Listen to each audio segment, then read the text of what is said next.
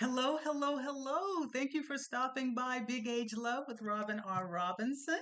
I hope you're having a wonderful day and I hope you're taking care of yourself. I'm back. I was out last week because I needed some time to regroup and refocus, and I certainly hope you missed me. I certainly missed you. Here we are. Today is Friday, April 10th. It's 11:32 a.m. Central Standard Time, and I hope that you enjoyed your Resurrection Sunday or whatever religious inclination you chose to participate in. Mine was fairly quiet, and that was good. I did take a lovely walk, though. The weather was beautiful. It was mild and breezy, and it gave me some time to do some self-reflection and to clear my head a bit. But I did watch the Ten Commandments on Saturday, complete with its blatant inaccuracies of how Black people were really much more prominent during that time. But after all, it was 1956, and the folks over at MGM did not have a clue. They had no idea, so they just came up with what they came up with. But it's a tradition. I watch it every year, but I do have to say that every time Charlton Heston came down from that mountain after talking to God, my God, his hair was coiffed, his beard was doing all the things, his robe was flowing, he had purpose in his walk. I mean, my God, he had the soul glow, hunty.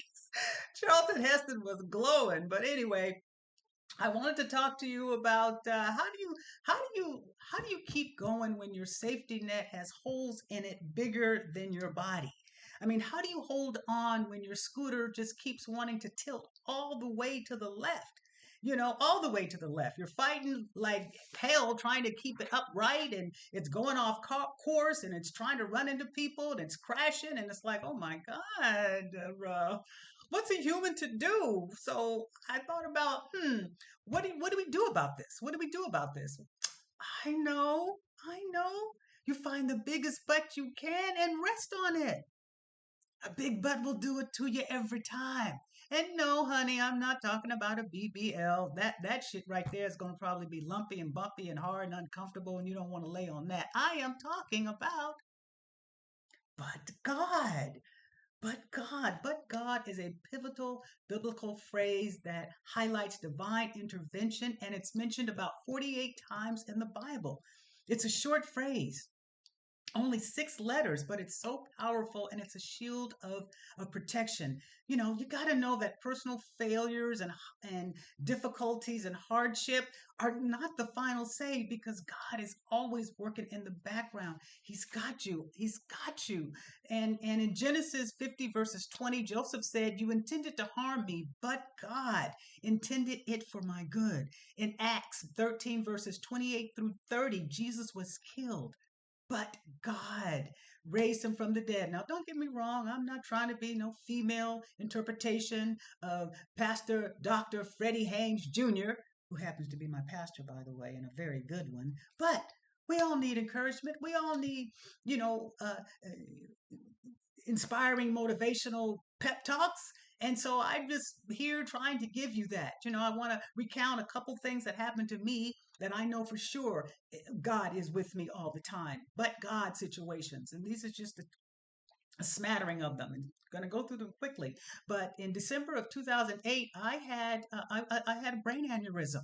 I had two arterial venous malformations happening in my head that shouldn't have been happening, and I had to have an 8-hour brain surgery. My whole back of my head was cut open, and then it had to be stapled with at least 60 staples. I was in intensive care for 11 days. I was in the hospital totally for 23 days. I was off work from mid-December through the beginning of March.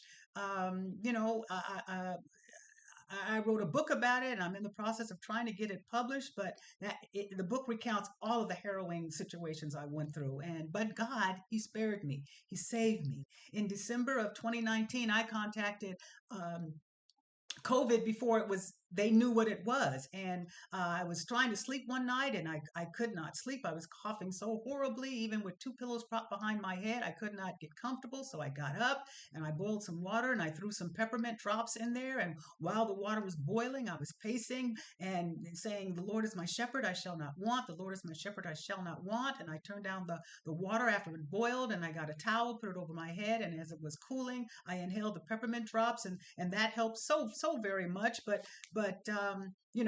Even though I knew, even though I was walking distance from the hospital, I knew that there would be other people there suffering from COVID, and they'd be in the emergency room coughing and hacking and spitting and mucus flying everywhere. I couldn't be around that. I couldn't, and I wasn't going to be. I wasn't. So, I just know that God was with me because after it left, it still lingered for a little bit, but He got me through it. He got me through it. And when I first moved here, to Texas in 2018, May of 2018. A couple months later, I had a new employee orientation that I thought was going to be closer to where I live, but no, it had to be 25 miles away. So I'm trying to navigate how to get there, and took the not scenic route, but the street route, and that took about an hour. And then so I figured, well, let me try the freeway. Oh my God.